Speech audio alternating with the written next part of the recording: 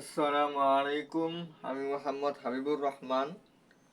তো বরাবরের মতো যে ঢাবি বিগত 30 বছরের প্রশ্ন সমাধান এর ধারাবাহিকতায় আজকে দেখতে দেখতে আমরা একদম কনিক চ্যাপ্টারে এসে বসে, আর আছে আমাদের মাত্র 2-3টা অধ্যায়। একদম ম্যাট্রিক্স নির্ণয় থেকে শুরু করছি। আজকে ধারাবাহিকভাবে আজকে হচ্ছে আমাদের কনিক্স নামক যে অধ্যায়টা, সেকেন্ড পেপারের ষষ্ঠ অধ্যায়, সেই অধ্যায়টা নিয়ে আসা মানে আলোচনা করার চেষ্টা করব আর কি।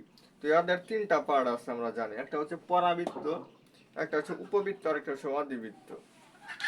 তাহলে এই পরাবৃত্ত সম্পর্কে আমাদের আগে আইডিয়া নিতে হবে, এরপর আমরা উপবৃত্ত সম্পর্কে জানবো, এরপর আমরা অধিবৃত্ত সম্পর্কে জানবো। তো আমরা তো টাইপ ভিত্তিক সলভ করি, টাইপ ভিত্তিক সলভ করি না আমরা। তো তার টাইপ ভিত্তিকের মধ্যে আমার এই পরাবৃত্ত সম্পর্কে আসলে কি কি জানতে হবে? আমার খুব বেশি কিছু কি জানতে হবে না। এই বই সম্পর্কে আমার খুব বেশি মানে এই অধ্যায় সম্পর্কে খুব বেশি জিনিস জানতে হবে না। আমরা টাইপ 1-এ জানবো হচ্ছে এই যে পরাবৃত্তটা আছে, এই পরাবৃত্তটার শীর্ষবিন্দু এবং উপকেন্দ্র কিভাবে নির্ণয় করতে হয় সেটা। আমরা জানি পরাবৃত্তর ফরম্যাট হয় দুইটা। একটা হয় হচ্ছে y স্কয়ার ইকুয়াল 4ax অথবা x স্কয়ার ইকুয়াল 4ay।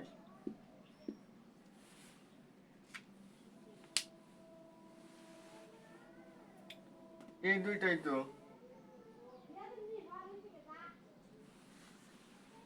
পরাবৃত্তের শীর্ষবিন্দু, কিন্তু আমার দুইটাই হয়।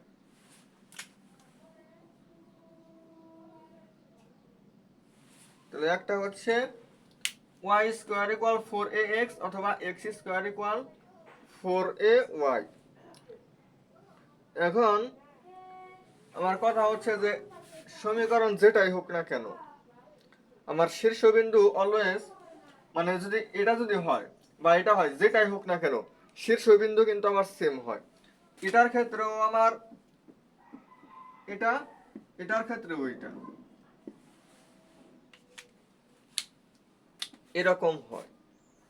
মানে আমার যে সমীকরণটা দেওয়া থাকবে আমি এই ফরম্যাটে অথবা এই ফরম্যাটে নিব। নেওয়ার পরে আমি এক্স এর মান কে জিরো ধরবো, ওয়াই এর মান কে জিরো দেবো, মানে যদি এই ফরম্যাটে আসে। আবার যদি এই ফরম্যাটেও আসে তাহলে এক্স এর জায়গায় যে থাকবে তাকে জিরো ধরবো, ওয়াই এর জায়গায় যে থাকবে তাকে জিরো ধরবো। এটা হচ্ছে আমার শীর্ষবিন্দু নির্ণয়। এরপরে আরেকটা হচ্ছে উপকেন্দ্র নির্ণয়।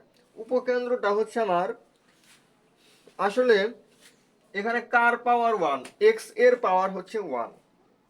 তাহলে আমরা মনে রাখবো যার পাওয়ার 1 ওইটা মানে উপকেন্দ্রের ক্ষেত্রে আমরা মনে রাখবো, বা উপকেন্দ্র বা আরো আদার্স কিছু জিনিস আছে ওইগুলোর জন্য আমরা মনে রাখবো যে এই পরাবৃত্তটা আসলে যেহেতু এক্স অক্ষের উপর মানে এক্স এর পাওয়ার যেহেতু 1, তার মানে এটা এক্স অক্ষের উপর অবস্থিত।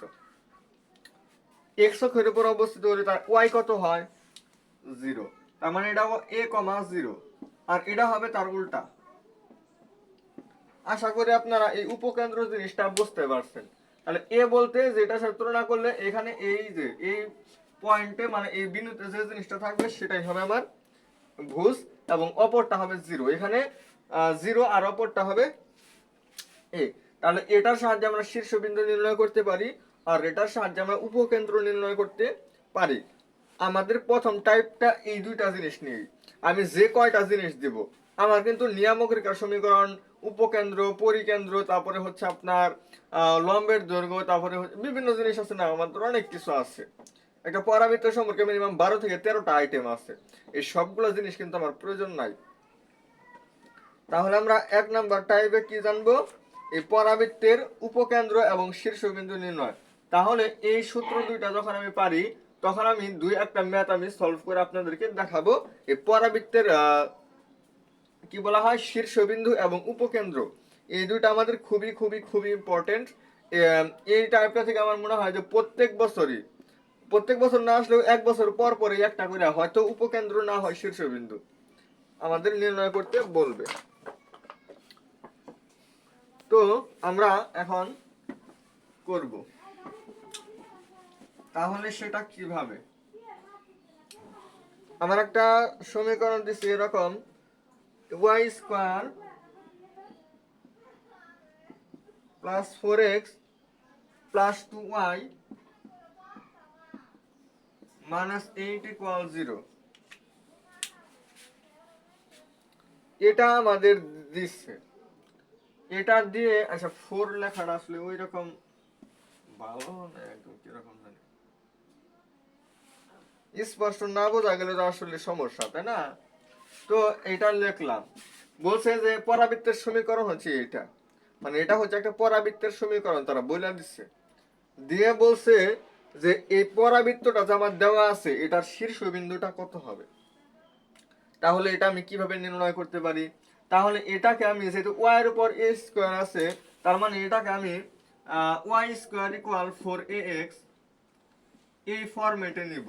আর শীর্ষবিন্দু হচ্ছে আমার 0,0, এতটুকু আমরা আইডেন্টিফাই করলাম। এরপর তাহলে ওয়াই স্কোয়ার রাখবো, আর এই পাশে যে +2y আছে আমার এখানে, এটা রাখলাম। আর এখানে হয় 8 - 4x, মানে 8 ওই পাশে নিলাম আর 4x ওই পাশে নিলাম, x তো আমার এই পাশে থাকবে। এবার আমি y square plus 2 * y * 1 + 1 square, মানে অতিরিক্ত আমার এই পাশে 1 যোগ করতে হইতাছে। এই 1 আমি যদি এই পাশে যোগ করি তাহলে 8 আর 1 হবে আমার 9, 9 - 4x হবে।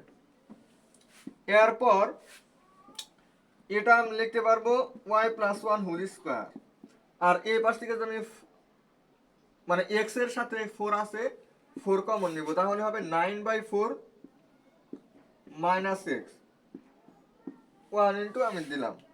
তাহলে আপনারা এখন একদম স্পষ্টভাবে বুঝেন যে এটা কিন্তু একদম এটার ফরম্যাটেই হয়েছে। তাহলে আমরা যদি এটাকে যদি 0 ধরি, তাহলে এখানে x এর মান আসবে হচ্ছে 9/4, এটা আসবে 9/4, আর এটা থেকে আসবে হচ্ছে -1, তাহলে এটাই হবে আমার শীর্ষবিন্দু, এটাই হবে কি শীর্ষবিন্দু। আশা করি এই যে শীর্ষবিন্দু নির্ণয়টা, এই শীর্ষবিন্দু আপনারা নির্ণয় করতে পারবেন। আচ্ছা, তাহলে একটা উপকেন্দ্র নির্ণয় দেখাই।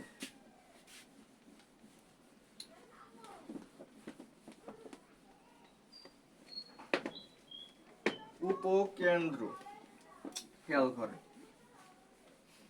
যারা ভিডিওটি প্লে করছেন তারা অবশ্যই ধৈর্য সহকারে শুরু থেকে শেষ পর্যন্ত করবেন, আর তাহলে আপনাদের আশা করি যে সবকিছু ক্লিয়ার হয়ে যাবে, আপনারা সম্পূর্ণ বুঝতে পারবেন। আচ্ছা, তাহলে আমাদের উপকেন্দ্র নির্ণয়, y square equal 8x, y square equal 8x plus 2y - 9, এটা দেওয়া আছে।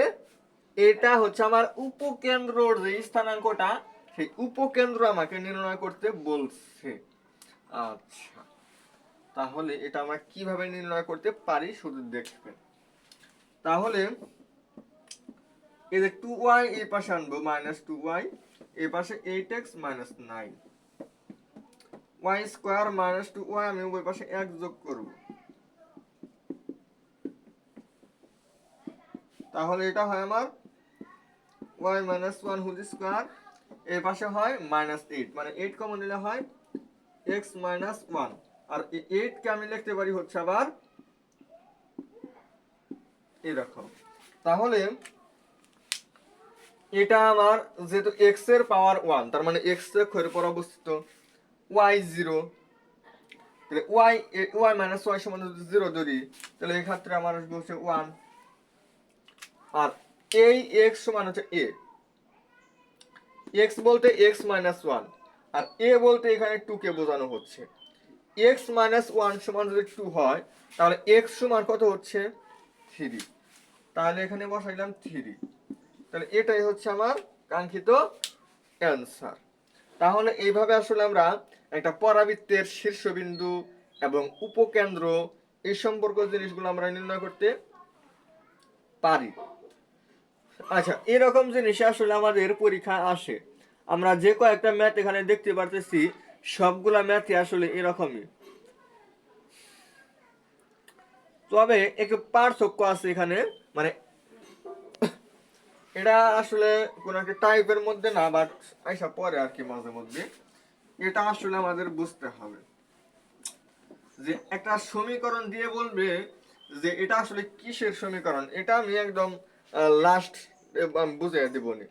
মানে একটা সমীকরণ দিবে দিয়া বলবে যে এটা আসলে কোনটা কি নির্দেশ করে, এটাকে একটা সরলরেখা সমীকরণ নির্দেশ করে, না একটা বৃত্তের সমীকরণ নির্দেশ করে, না পরাবৃত্ত, না উপবৃত্ত, না অধিবৃত্ত, মানে এই পাঁচটার মধ্যে কোনটা নির্দেশ করে সেটা আমাকে বলবে। আচ্ছা, এরপর আমার টাইপ 2 এ আমার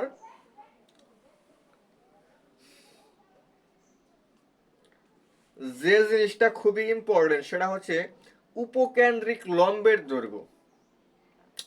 তাহলে আমি যে কয়েকটা জিনিস আমি বলি ওইগুলো আপনারা আন্ডারলাইন করে রাখবেন অথবা একটা জায়গায় নোট করে রাখবেন, আপনার খাতায় পারেন বা একটা বইয়ে দাগায় রাখতে পারেন।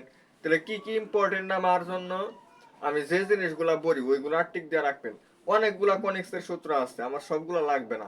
পরাবৃত্তের সূত্রটা শিখবো, উপকেন্দ্র শিখবো, এটা হবে আমার 1 নম্বর টাইপ। 2 নম্বর টাইপ আমি উপকেন্দ্রিক লম্বের দৈর্ঘ্য জানবো। এরপর আমি অসুস্থ দিব, ওইগুলো আপনারা রাখবেন। এ কয়েকটা পড়ে গেলেই আপনাদের জন্য দ্যাটস এনাফ, এবং এগুলো শর্টকাটের সাহায্যে আমরা করবো। আচ্ছা, যাই হোক, আমরা এই উপকেন্দ্রিক লম্বের দৈর্ঘ্য একদম শর্টকাট নিয়ম আমি দেখাই দিই। সেটা হচ্ছে 2y² = 7x। এটা হচ্ছে আমার বলছে যে এটা একটা পরাবৃত্তের সমীকরণ, সেক্ষেত্রে এই পরাবৃত্তের উপকেন্দ্রিক লম্বের দৈর্ঘ্যটা কত। তাহলে ওয়াই স্কোয়ারের সাথে অলওয়েজ 1 থাকতে হবে। আমি যদি ওয়াই স্কোয়ারের সাথে যদি 1 বানাইতে চাই তাহলে এই ওয়াই স্কোয়ারের পাশে এখানে নেব 7/2x, এরকম হবে না? যখন এই ওয়াই স্কোয়ার মানে যার পাওয়ার 2 থাকবো, এটা x² = 4ay অথবা y² = 4ax, যে ফরম্যাটেই হোক না কেন যার পাওয়ার 2 থাকবো এটা সব থাকবে 1।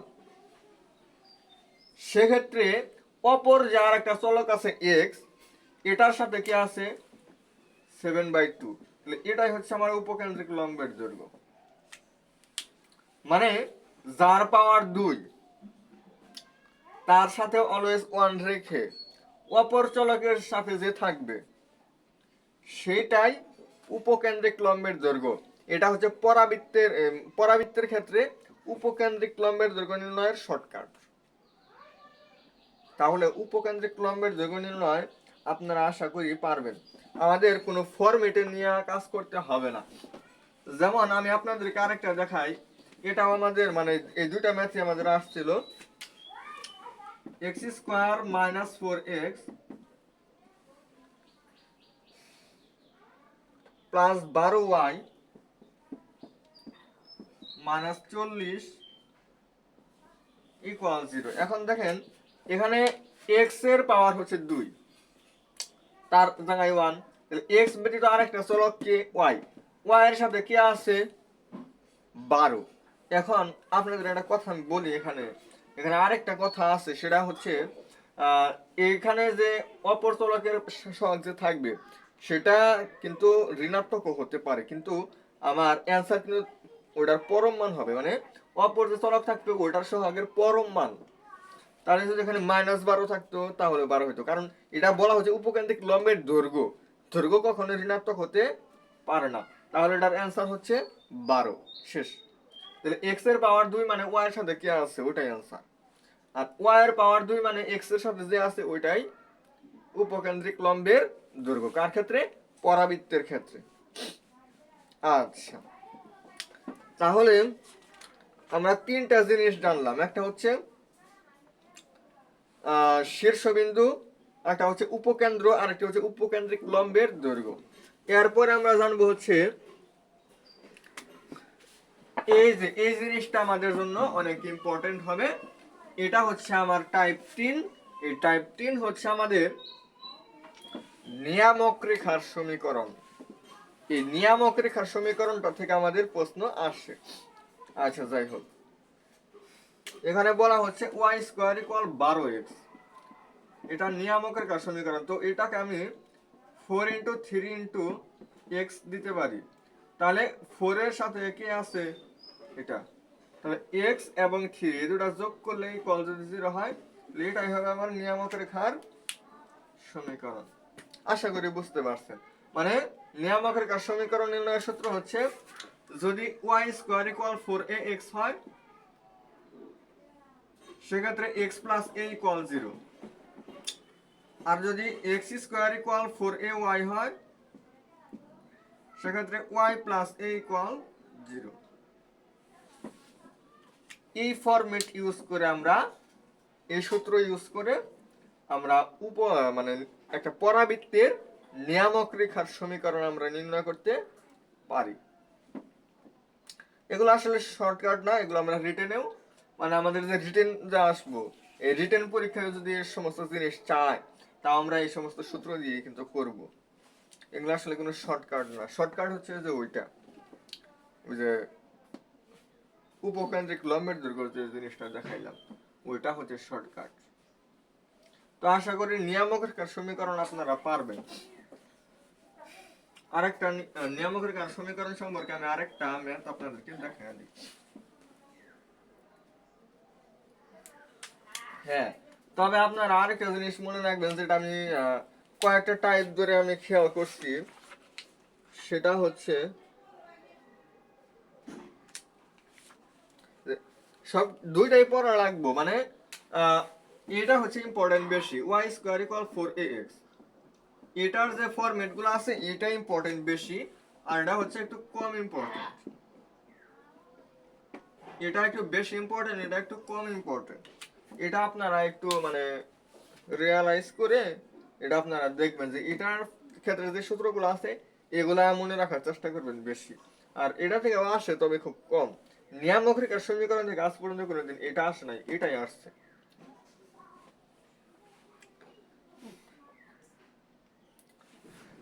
তাহলে নিয়ামক রেখার সমীকরণ তো আরেকটা কি বলে এটাকে, এই যে y স্কয়ার ইকুয়াল 9x, এটাকে 4 ইন্টু 9/4x, তাহলে x এবং 9/4 ইকুয়াল হচ্ছে 0। তাহলে आंसर হবে কত, 4x প্লাস 9 ইকুয়াল 0। এটাই হবে আমার সেই কাঙ্ক্ষিত নিয়ামক রেখার সমীকরণ। আসলে এগুলা একদম সহজ একটা জিনিস, কোনো কঠিন মানে হার্ড যে জিনিসগুলা ওইগুলা কিন্তু আসলে এই অধ্যায়ের নাই। তাহলে আমরা কয়েকটা জিনিস সম্পর্কে জানলাম। এরপর হচ্ছে আমাদের এই তিনটা জিনিস জানার পরে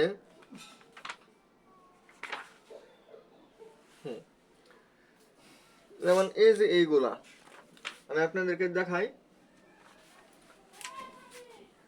এই যে এটা ইম্পর্টেন্ট বেশি। আমার দুইটা আছে এগুলা, একটা হচ্ছে y equal mx plus c, এই রেখাটা যদি আমার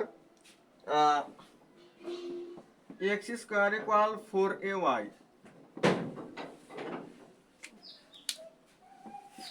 এই মানে এরকম ক্ষেত্রে যদি আমাদের স্পর্শ করে, মানে x স্কয়ার ইকুয়াল 4ay,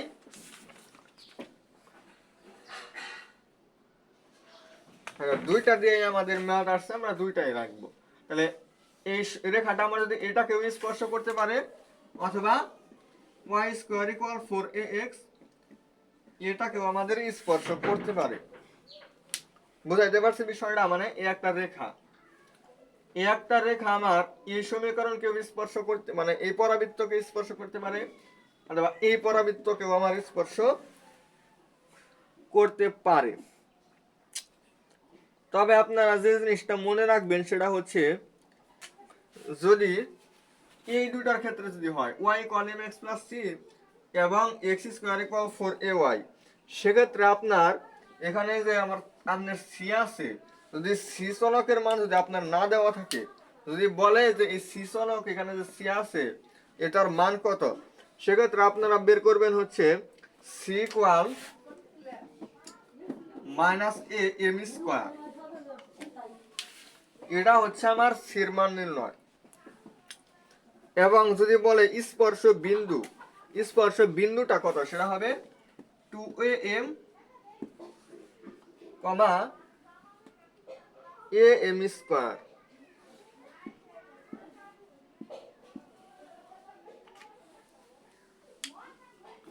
এটা হচ্ছে আমার ফরম্যাট। এইভাবে আমরা করতে পারি, মানে এই দুটার ক্ষেত্রে মানে এইটা আর এটা যদি স্পর্শ করে তাহলে এই ফরম্যাট। আর যদি আমাদের এইটা আর এইটা যদি স্পর্শ করে সেক্ষেত্রে আমার সূত্র হবে C equal A divided by M, এবং স্পর্শ বিন্দুটা হবে A divided by M square comma 2a divided by M. মানে এই স্পর্শক সংক্রান্ত এই টাইপটা আমাদের কত নাম্বার টাইপ, এটা হচ্ছে টাইপ 4, এটা আমাদের জন্য ইম্পর্টেন্ট। তো এই কয়েকটা সূত্র আমার মনে রাখতে হবে যে y equal mx plus c এবং x স্কয়ার ইকুয়াল 4ay, এই দুটা সমীকরণ এবং পরবর্তী যদি পরস্পরকে স্পর্শ করে সেক্ষেত্রে সির মান হচ্ছে মাইনাস এ এম স্কোয়ার আর স্পর্শ বিন্দু হচ্ছে 2am, এ এম স্কোয়ার। আর যদি y equal mx plus c এই রেখাটা y স্কয়ার ইকুয়াল 4ax রেখাকে স্পর্শ করে, মানে পরাবৃত্তকে স্পর্শ করে, সেক্ষেত্রে c ইকুয়াল হবে a ডিভাইডেড বাই m এবং স্পর্শ বিন্দু হবে a divided by m square 2a divided by m। আচ্ছা, তাহলে আমরা শুধু এই সূত্রের সাহায্যে আমরা ম্যাথ করে ফেলবো। যেমন আপনাকে দিছে হচ্ছে y equal kx, y equal kx, এই রেখাটা y equal x square plus 4 এটাকে কি করে স্পর্শ করে। আচ্ছা, স্পর্শ করে সবই বুঝলাম। তাহলে এটাকে আমার একটু সাজাইতে হবে। এই যে জিনিসটা আছে y equal x square plus 4, এখানে তারা কি করে, মানে এই দুইটা তো y সমান, তার মানে তারা এই দুটাকে সমান ধরে, এই দুটাকে সমান ধরে তারপরে নিঃস্থায়কের মান শূন্য ধরে, নিঃস্থায়কের মান শূন্য হলে সেখান থেকে মান নিয়ে আসে। তো ওইটার ক্ষেত্রে আমরা যাব না, আমরা হচ্ছে এটাকে একটু সাজাবো। যেমন এটাকে লেখা যায় x square equal y minus 4, মানে 4 ইন্টু 1/4 y মাইনাস 4। এরকম যদি আমরা সাজাই সেক্ষেত্রে এটা হচ্ছে আমার 0, kx, তাহলে আমার সির মান এরকম 0 আসে না, 0 আসবে। আচ্ছা যাই হোক, 0-এর মতো আসবে। সেক্ষেত্রে এটা আমার x স্কয়ার ইকুয়াল 4ay, মানে আমরা এর জায়গায় লিখতে পারবো 1 ডিভাইডেড বাই 4 আর y এর জায়গায় লিখতে পারবো মানে এটা। আচ্ছা, এর মান আমার লাগবে, আর c এর মান যেহেতু এখানে kx শুধু, তার মানে এখানে কোনো ধ্রুবক নাই, এখানে আমরা 0 লিখতে পারি। আচ্ছা 0 লিখলাম। এখন তাহলে এটা কোনটার ফরম্যাটে আমার পড়তেছে, এটা হচ্ছে আমার যে এই ফরম্যাটে পড়তেছে, এই ফরম্যাটে পড়ছে না, এই ফরম্যাটে পড়ছে। আচ্ছা যাই হোক, এখানে আমার কে এর মানটা চাইছে, কে বলতে এখানে কে এর জায়গায় কি আছে এম। আচ্ছা যাই হোক, প্রথমে আমার হচ্ছে সি, সি এর জায়গায় কি আছে 0, 0 হবে মাইনাস এ, এ বলতে 1 divided by 4 into m square, m এর জায়গায় কি আছে কে, তার মানে কে কে স্কোয়ার করতে হবে।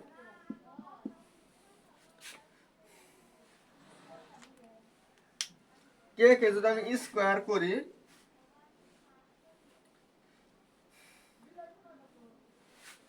তাহলে এটা হবে আমার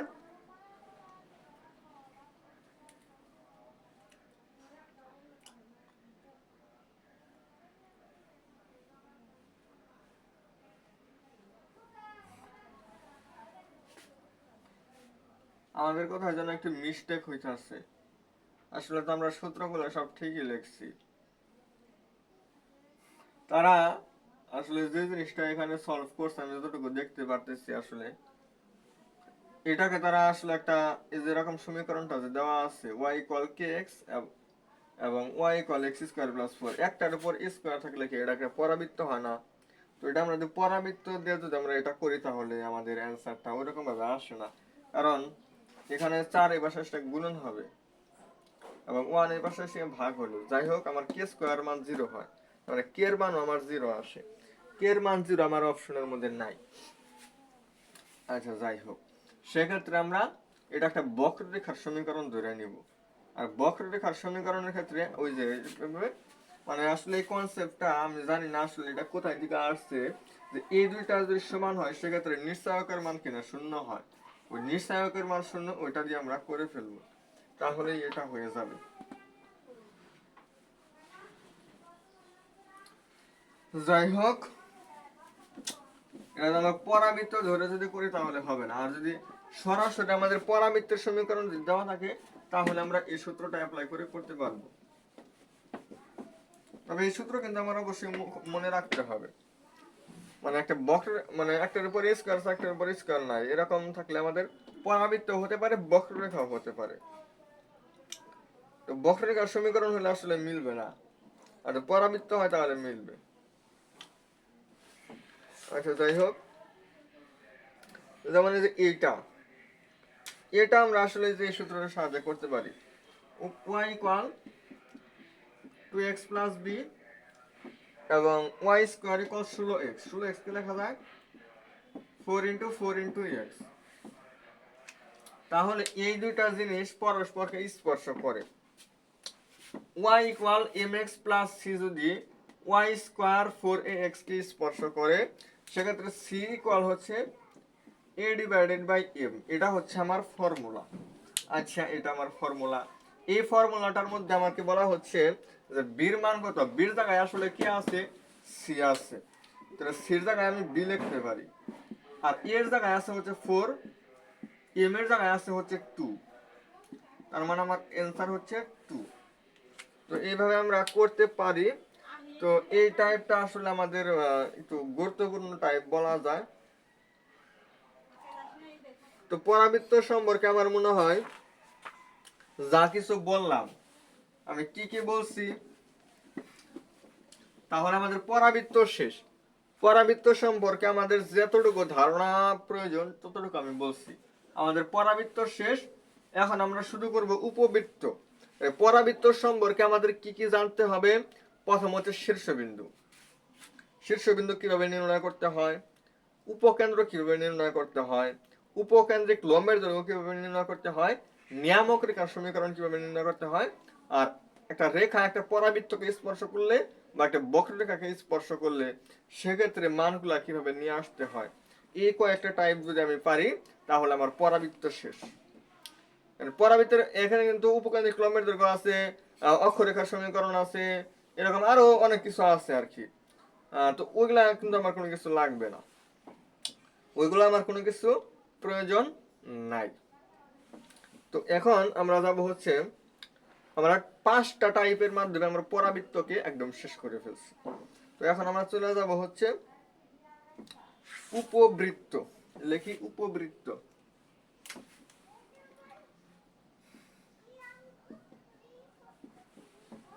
কি কলম বুঝি না, একটা কলম আমাদের ভালো না।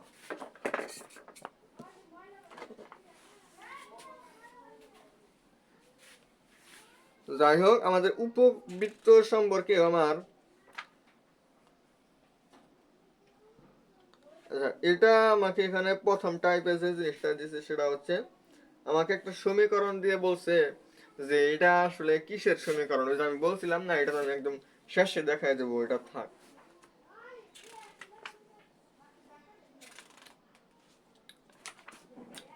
আমরা যে জিনিসটা জানবো সেটা হচ্ছে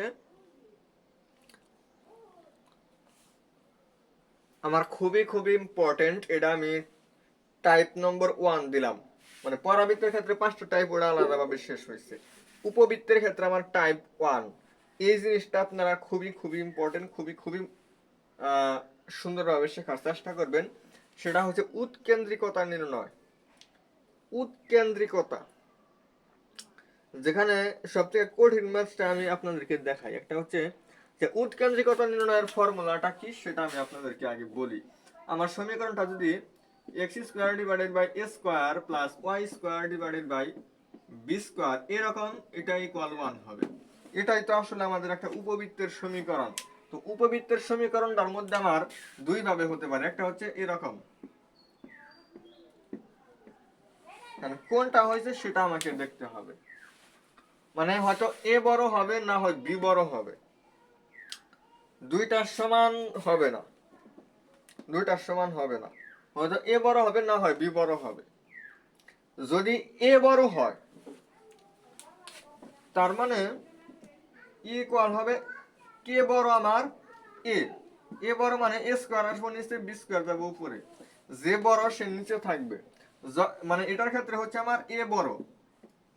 আর যদি আমি লিখি root over 1 plus B square A square, দেখেন এখানে নিচে কাকে লিখছি বি, তার মানে এখানে বি বড়। যে বড় থাকবে তাকে নিচে লিখতে হবে। এবং এটা হচ্ছে আমার উপবৃত্তের যে উৎকেন্দ্রিকতা নির্ণয়, এটার ফর্মুলা। তো এটার সাহায্যে আমরা উপবৃত্তের উৎকেন্দ্রিকতা আমরা অতি সহজে নির্ণয় করতে পারি। দেখি এই কলম কি বলে।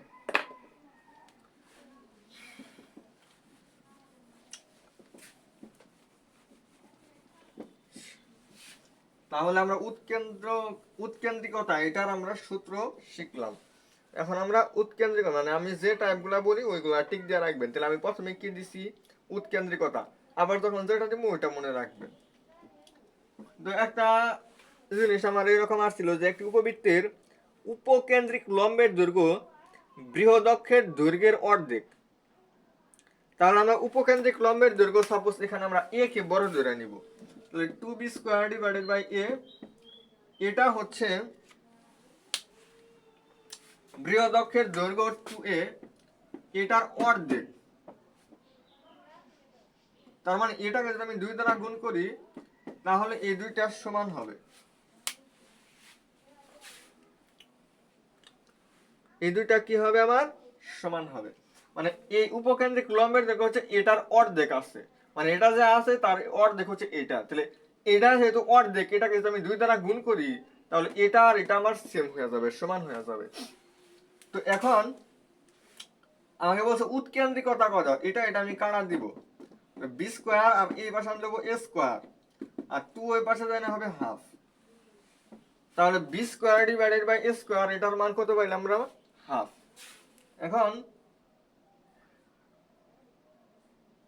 সূত্র হচ্ছে ওটা প্লাস দিছিলাম, ওটা মাইনাস হবে, b square divided by A square, b square divided by square মানে হচ্ছে হাফ। ওয়ান থেকে হাফ বদলে হাফ, হাফ কে রুট করলে হয় 1 বা root 2।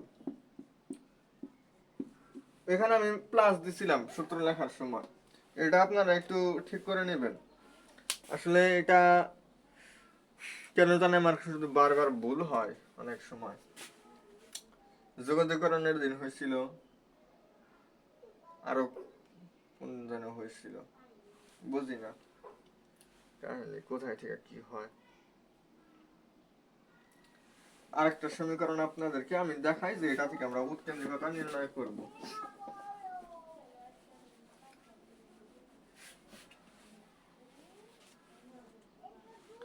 x plus 4 whole square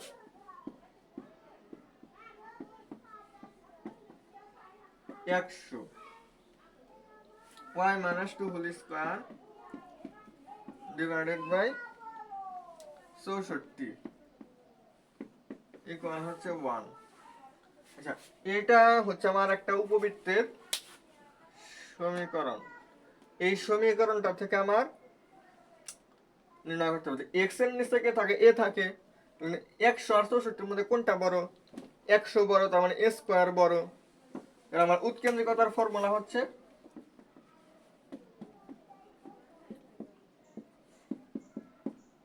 a square মানে 100, b স্কয়ার মানে 64। 100 থেকে 64 বাদ দিলে আবার 36, 36 কে রুট করলে 6, আর 100 কে রুট করলে 10, তার মানে আমার 3/5। এইভাবে আমরা উৎকেন্দ্রিকতা আসলে নির্ণয় করতে পারবো। এই উৎকেন্দ্রিকতা নির্ণয় আসলে আর দেখানোর প্রয়োজন নাই, তবে এটা আমি বলে রাখি যে এটা খুব ইম্পর্টেন্ট উপবৃত্তের ক্ষেত্রে। তো আমরা উপবৃত্তের এখন টাইপ 2 এ চলে যাব। টাইপ 2 আমাদের কি বলে, টাইপ 2 হচ্ছে আমাদের টাইপ 2 বৃহৎ অক্ষের দৈর্ঘ্য এবং ক্ষুদ্র অক্ষের দৈর্ঘ্য, আমরা এগুলো জানি। যদি এ বড় হয় তাহলে বৃহৎ অক্ষের দৈর্ঘ্য হচ্ছে 2a, ক্ষুদ্র অক্ষের দৈর্ঘ্য 2b। আর যদি আমার বি যদি বড় হয় তাহলে বৃহৎ অক্ষের দৈর্ঘ্য 2b, ক্ষুদ্র অক্ষের দৈর্ঘ্য 2a। এটা আপনারা মনে রাখবেন। যখন এ বড় তখন বৃহৎ অক্ষের দৈর্ঘ্য 2a, ক্ষুদ্র অক্ষের দৈর্ঘ্য 2b। আর যখন বি বড় তখন বৃহৎ অক্ষের দৈর্ঘ্য 2b, ক্ষুদ্র অক্ষের দৈর্ঘ্য 2a। যে বড় তার সাথে 2 গুণ করলে সেটা বৃহৎ অক্ষের দৈর্ঘ্য হবে, আর যে ছোট তাকে 2 দ্বারা গুণ করলে ক্ষুদ্র অক্ষের দৈর্ঘ্য পাওয়া যাবে। আচ্ছা, তাহলে উৎকেন্দ্রিকতা আমরা নির্ণয় করব। এরপর হচ্ছে বৃহৎ অক্ষের দৈর্ঘ্য এবং ক্ষুদ্র অক্ষের দৈর্ঘ্য। আরেকটা জিনিস হচ্ছে উপকেন্দ্রিক লম্বের দৈর্ঘ্য। এই কয়েকটা জিনিস আমরা আগে জানবো। এই কয়েকটা জানলে আমাদের হয়ে যাবে। উপবৃত্ত সম্পর্কে আমাদের অনেক, পরাবৃত্তের থেকে সূত্রগুলো অনেক বেশি, উপবৃত্তে অধিবৃত্তে মনে হয় আরো বেশি। যেমন এখানে আমার বলতে হচ্ছে x square plus 3x square plus 4y square, এটা হচ্ছে আমার 12 দিয়ে বলছে যে এটার বৃহৎ অক্ষের দৈর্ঘ্যটা কত, অর্থাৎ বৃহৎ অক্ষের দৈর্ঘ্য, বৃহৎ মানে বড়, বড় অক্ষের দৈর্ঘ্যটা কত। এটাকে দেখা যায় x square divided by 2 square plus y square divided by root 3 square, এটা হয় হচ্ছে 1। তাহলে রুট 3 কে বর্গমূল করলে, মানে 3 কে যদি বর্গমূল করি তাহলে আমার 1 পয়েন্ট সামথিং আসবে, মানে 2 থেকে ছোট হবে। সেক্ষেত্রে আমরা দেখতে পাচ্ছি এ হচ্ছে বড়, বৃহৎ অক্ষের দৈর্ঘ্য হবে 2 × 2, তার মানে অ্যান্সার হবে 4। এইভাবে আমরা এটার বৃহৎ অক্ষের দৈর্ঘ্যটা নির্ণয় করতে সক্ষম। এরপর হচ্ছে 4x square plus y square, এটা হচ্ছে 2। তাহলে 4x square divided by 2 y square divided by 2, এটা হচ্ছে 1।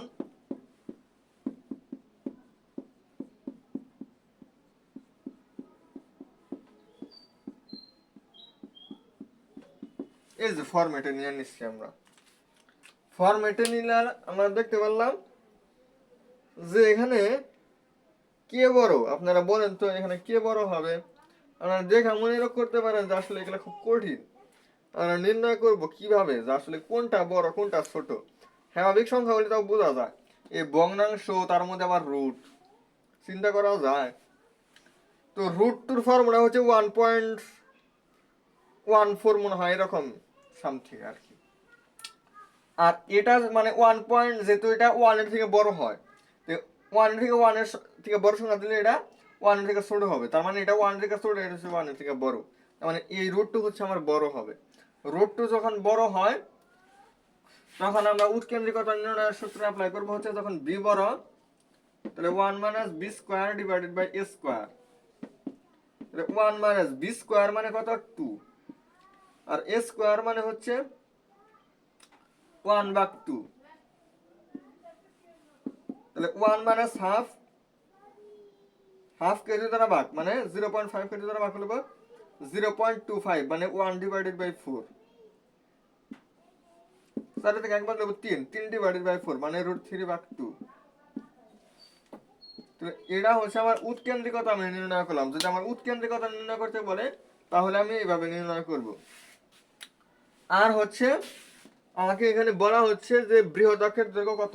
বৃহৎ অক্ষ হচ্ছে ওয়াই অক্ষ, তাহলে ওয়াই অক্ষ তুললে হবে বৃহৎ অক্ষের দৈর্ঘ্য হবে 2√2।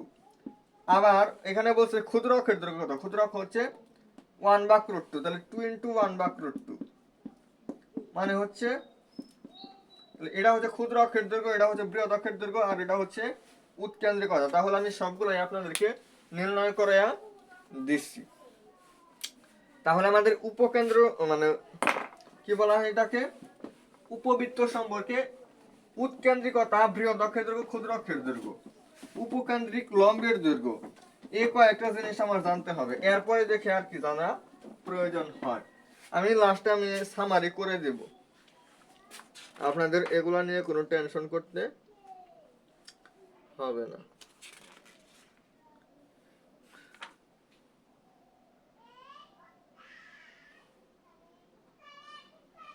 তাহলে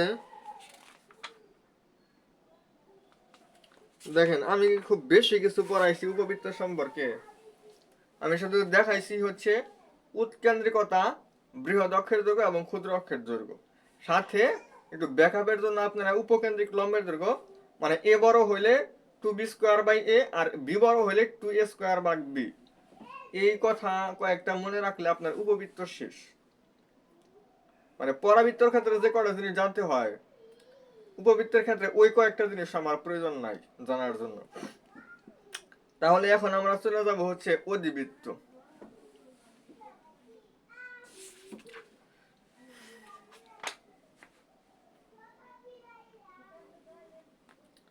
অধিবৃত্ত দেখে আমার আসলে কোনো কিছু জানার প্রয়োজন আছে কিনা।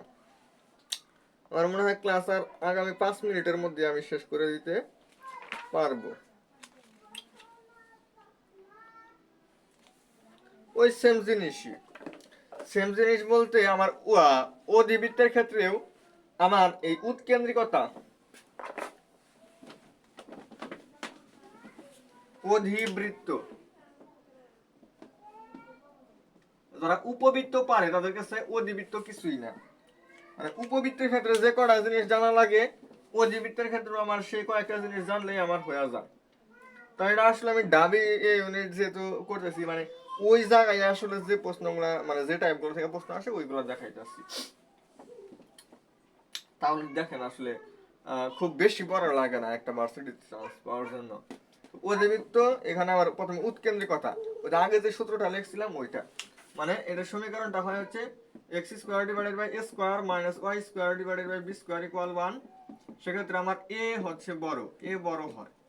আর যদি y² / b² - x² / a² হয় = 1, সেক্ষেত্রে আমার b হচ্ছে বড় হয়, এরকম হয়।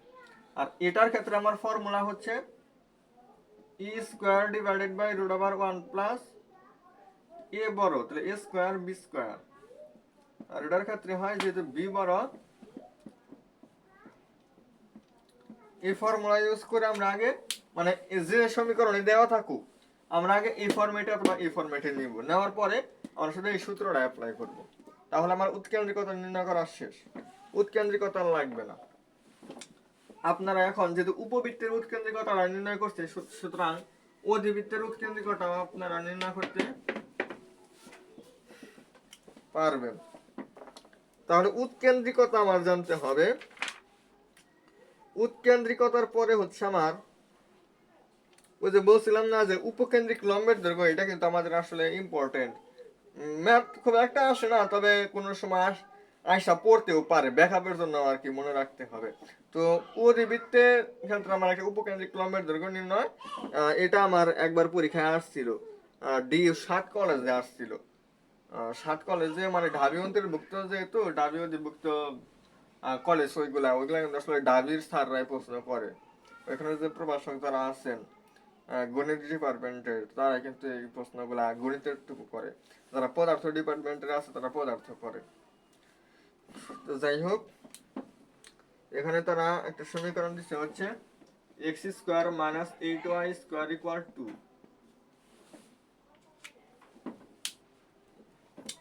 এই অধিবৃত্তটার সমীকরণ তারা দিচ্ছে, বলছে যে এটা হচ্ছে উপবৃত্তের সমীকরণ। তাহলে সমীকরণটা কি হবে?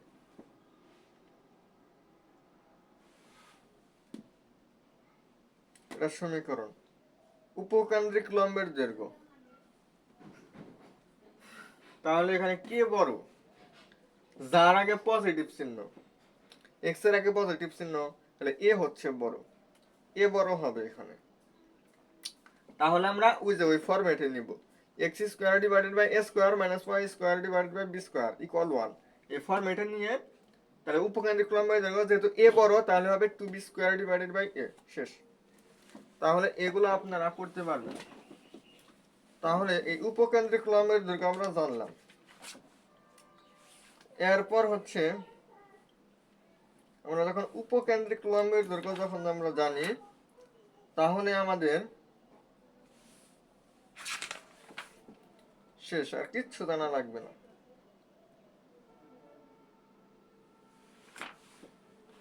মানে অধিবৃত্তের ক্ষেত্রে আমার ওই যে বৃহৎ অক্ষের দৈর্ঘ্য, ক্ষুদ্র অক্ষের দৈর্ঘ্য ওইগুলো প্রয়োজন হয় না। তারপরে যে একটা টাইপ আছে না যে আমার অসীম তটরেখার সমীকরণ, সেগুলোও জানতে হয় না। একটা টাইপ আমি দেখাবো, সেটা হচ্ছে একটা সমীকরণ আমাকে দিবে, সমীকরণ দিয়ে বলবে এটা হচ্ছে একটা, এটা কিসের সমীকরণ। যেমন এখানে আমি একটা সমীকরণ লিখি, 4x² plus 5y² minus 16x plus 10y plus 1 equal 0। এরকম যে কোনো একটা সমীকরণ আপনাকে দিবে, দিয়ে বলবে যে এই যে সমীকরণটা আমি দিলাম, এই সমীকরণটা আসলে কিসের সমীকরণ নির্দেশ করে। এটা কি একটা পরাবৃত্তের সমীকরণ নির্দেশ করে, না উপবৃত্ত, না অধিবৃত্ত, না কি নির্দেশ করে। তো এইটা আসলে আমার জানতে হবে। সেক্ষেত্রে আমরা আমাদের যে সমীকরণটাই দেওয়া থাকুক, আমরা অলওয়েজ এই সমীকরণটার সাথে তুলনা করব। এটা হলো আমাদের ফার্স্ট কাজ। x² plus bx² plus 2axy 2gx plus 2fy plus c equal 0। তাহলে আসেন আমরা এই যে এটা হচ্ছে আমার কনিকের সাধারণ সমীকরণ। যে কোনো কনিক, আমার কনিক হচ্ছে 5টা: সরল রেখা, বৃত্ত, পরাবৃত্ত, উপবৃত্ত, অধিবৃত্ত। এই 5টা হচ্ছে কনিক। এই 5টা কনিকের সাধারণ সমীকরণ হচ্ছে এটা। এটার সাথে আমরা যে সমীকরণটা দেওয়া থাকবে ওটা তুলনা করব। তাহলে x² এর সাথে যে থাকবে সে হবে a, তাহলে a হচ্ছে 4, এটা দেওয়া আছে। এরপরে b এর সাথে যে x, এটা y², আরে খালি ভুল। তাহলে y² এর সাথে যে থাকবে তাকে b ধরা হবে, মানে b হচ্ছে 5। এরপর হচ্ছে xy এর সাথে কি এখানে কিছু আছে, xy সম্বলিত পদ আছে নাই, xy সম্বলিত যদি পদ না থাকে তাহলে x এর মান হয় 0। তারপরে g এর মান হচ্ছে x এর সাথে যে থাকবে তাকে -2 দ্বারা ভাগ।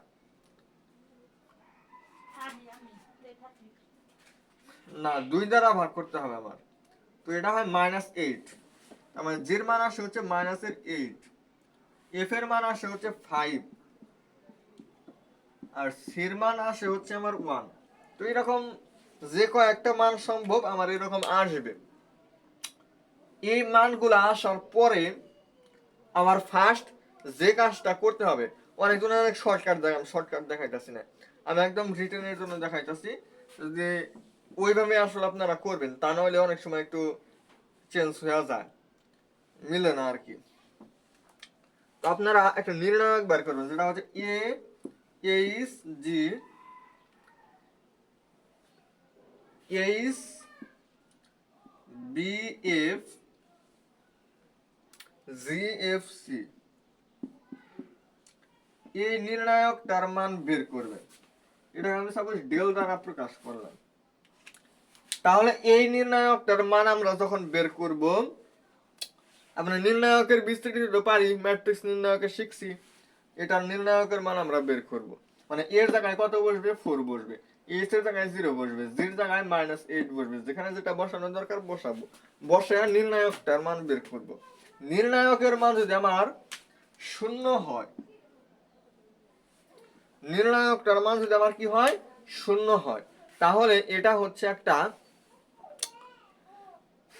এটা হবে আমার একটা সরল রেখার সমীকরণ। এটা আমার কি হবে যদি 0 হয়, 0 হলেই সরল রেখা। এখন এটা যদি আমার 0 না হয়, এটা আমার 0 না, এবং আমার a এবং b সমান, h ইকুয়াল 0, মানে কি বললাম, এটা যদি আমার নির্ণায়কের মান 0 হয় তাহলে সেটা হবে সরল রেখা।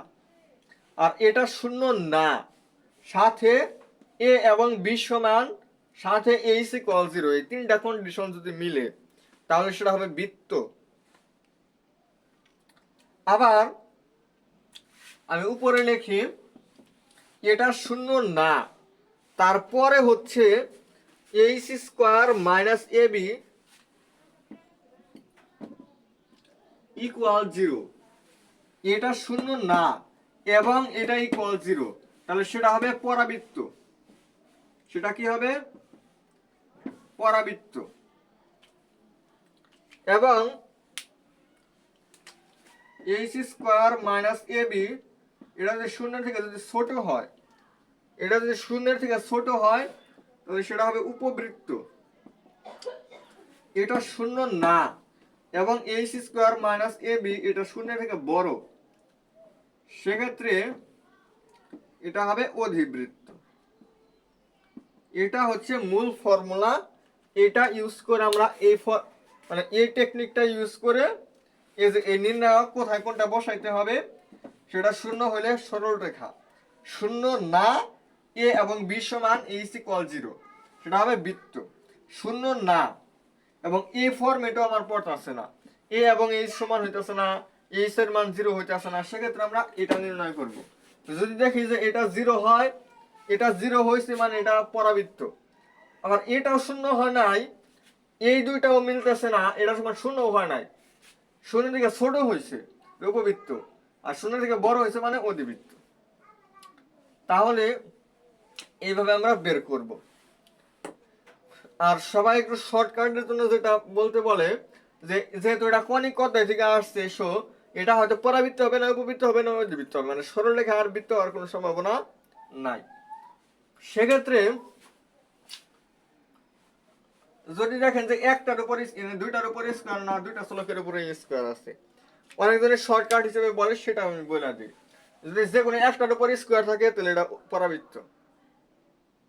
কিছু ক্ষেত্রে কিন্তু এটা ব্যতিক্রমী হতে পারে, এই কারণে আমি দিই নাই আর কি। এটা হচ্ছে মূল নিয়ম।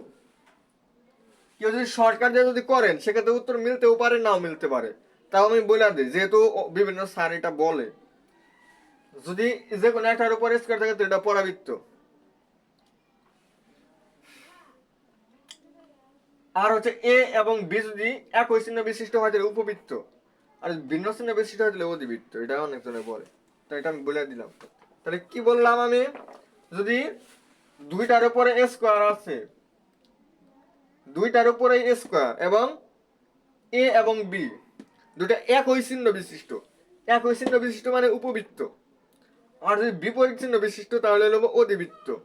আর যদি যে কোনো একটার উপরে স্কোয়ার থাকে তাহলে এটা হবে পরাবৃত্ত। আশা করি আপনারা বুঝতে পারছেন। তো ওইটার সাথে করবেন, আপনাদের অ্যান্সার মিলতেও পারে, নাও মিলতে পারে, কিন্তু এটার সাথে যদি করেন তাহলে মিলবে। আশা করি আপনারা আসলে ক্লাসটা খুব ধৈর্য সহকারে সম্পূর্ণ করছেন। তো ভিডিওটিতে অবশ্যই একটি লাইক দিবেন এবং বন্ধুদের সাথে বেশি বেশি শেয়ার করবেন। চ্যানেলটি সাবস্ক্রাইব করে রাখবেন যাতে এরকম গুরুত্বপূর্ণ আরো ক্লাসগুলো দিলে আপনাদের উপকার হয়। আর আপনাদের জন্য যে গ্রুপটা আমরা রেডি করছি, গ্রুপে আপনারা অ্যাড হলে আসলে আপনাদের উপকার হবে। দেখো আপনারা অ্যান্সার মিলিয়ে নিতে পারবেন। যেদিন যে পরীক্ষাটা হয়, গণিত অংশের সমাধানটা আমি দিব আর কি লাইভ ক্লাসের মাধ্যমে। তো সেটা আসলে আপনারা চাইলে ওই গ্রুপে অ্যাড হলে আপনারা করতে পারবেন। তো ভালো থাকবেন। আসসালামু আলাইকুম রহমতুল্লাহ বরকাতুহ।